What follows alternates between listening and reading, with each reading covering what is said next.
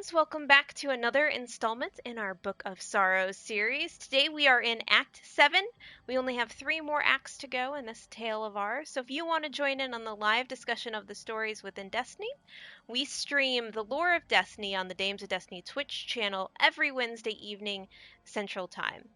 Alright, so let's get into it. So grab your Titans, grab your Grimoire books, and find a nice little cozy place like this to settle down and read about some lore.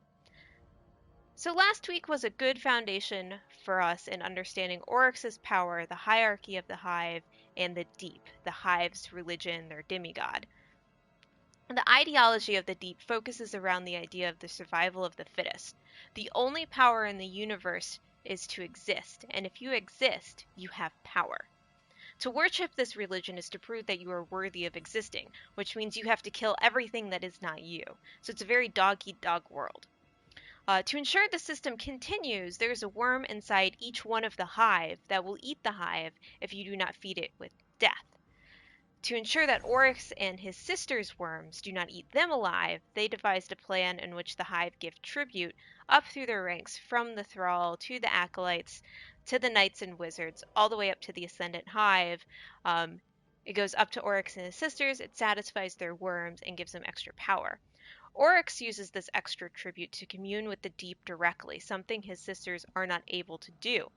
This gives him an advantage, but this advantage also gets him in trouble.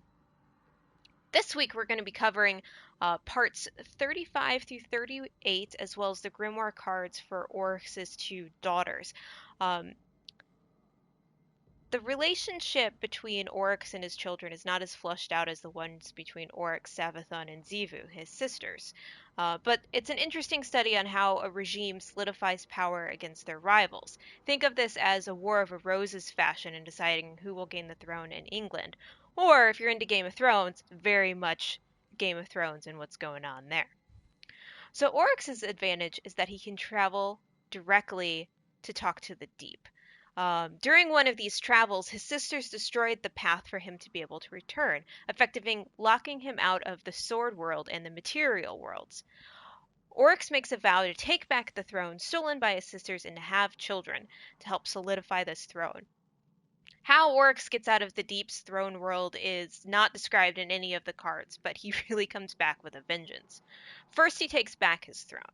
Then he poisons his sister, cripples another one of his sisters, and limits their tribute system so that they would only have enough power to survive the hunger of their worms, but not enough power to challenge him again. This is very tactical. So if you are preparing for a long-term battle, you're going to cut your enemy's supply lines so they can't attack you for an extended period of time. To help shore up his power, Oryx found a mother with which to create spawn. He said he was going to create children, and here they are. 3 children of Oryx are highlighted throughout the Grimoire, both in the Book of Sorrows series and outside of it in the Hive section. But we can reasonably assume that there are more brothers and sisters besides Crota, Urhalak, and Uranuk. In Oryx's own hatch, there were 13 that were born. 10 were sacrificed to stop a war. Didn't really do much, but you can see how there's going to be large groups of children that were there. So we possibly have some brothers and sisters hanging out that we haven't met yet that might come back for vengeance for killing dear old dad. So Halleck and Anuk were cut from Oryx from a single worm, and that worm refused to die. They both grew to become wizards short times after their birth. In fact, they were Savathun's star pupils, even learning more about the universe and creating more than she ever could. Over the course of the rest of the Book of Sorrows, they become much more powerful than their aunt. Urhalak is the original Death Singer. She was the one that invented the Unraveling of Life song. She used it in her Aunt Xivu's court to kill everybody, and that established her place among the most powerful in the Empire through that single move. Her personal grimoire card states that she is the Unraveler. She sits at the forefront of Oryx's ships and tears worlds apart. The gods of the Hive are very pleased with her. Her sister, on the other hand, is called the Weaver. Uranuk takes the tatters of the world left behind by her sister's destruction and weaves them into the Hive war machine. She also writes axioms, and she wrote one to emulate the world god Akka. The world god Akka was the one that Oryx killed to be able to find the path to the deep. She announced that she would kill this foe Akka using Akka's power of lies, and in doing so, she would become a god like her father and be given similar powers. Oryx's response to this is that he would either applaud her or kill her. That's great parenting skills there, Oryx, for reals. Crota, on the other hand, he was thrown into the school of hard knocks, if being Oryx's son could be anything else but hard knocks. Uh, his he was born to be in a battle, either against the world, against his family, and against the bearer of false hope, the Traveler. According to the Hive, the Traveler settles in worlds, gives them false hopes of peace, prosperity, everyone loves everyone, we can rise together, and this runs contrary to the main tenets of the religion of the deep, the survival of the fittest.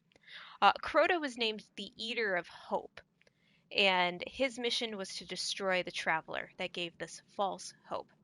To do this, good old dad Oryx gave his son one thing, a sword. And what does Crota do with the sword? Well, he kind of causes the worst catastrophe in Hive history ever. And I mean ever. And I'm not going to spoil too much because that is our card tonight that we're going to read. So our card tonight is part 38, The Partition of Death. One day, Oryx decided to grow new wings. While he wrestled with his worm, he came upon his twin daughters dying in a wound between places. "What are you doing, my daughters?" he asked. He was afraid that Halleck and Anuk were trying to go into the deep, where only the tablets of ruin allowed Oryx to go. "We are dying, father, as many times as we can manage," they said. "Well, that's adorably precocious," Oryx shook out his new wings, "but why?" "We propose a method by which ascendant souls can detach and integrate into a tautological and autonomous thanosphere, which we tentatively term an oversoul. Oversouls can be stowed in a throne world as a mechanism of enhanced death resilience. As a side effect, new refinements to our death song may be achieved, moving us closer to a generally effective paracausal death impulse." Oryx brandished his sword. "Speak the royal tongue, or I'll pin you up for to eat. If we can separate our deaths from ourselves and hide them, we will be harder to kill." Crota then went to his son, or Oryx then went to his son Crota. "Keep an eye on your sisters," he said. "You can learn cunning from them." But while Oryx traveled to observe the deep destroy an ancient fortress world, Crota conspired with his sisters to learn their secrets. "I too will experiment with a wound," he said. With his sword, Crota cut open a new wound into a new space, and here he thought he might obtain a secret power. Out of this wound came machines called Vex, and they invaded Oryx's throne world. Well, he kind of really did it now. Children seem like they can be such handfuls sometimes, I tell ya. That's why I'm going to keep my puppy. Uh, the Vex are now invading Oryx's throne world. So what do you guys think he's going to do to Crota? Because I think if somebody just left my front door open for anybody to walk on in, I'd be a little upset. Just a little bit. Do you think Anuk and Halleck were somehow involved in creating this whole new problem? And what new adventures do you think the Vex are going to bring to our favorite royal family? Leave your thoughts in chat or in the comment section below. Make sure to tune in next week when two of the most powerful empires in time and space will clash with each other. Until then, see you next time.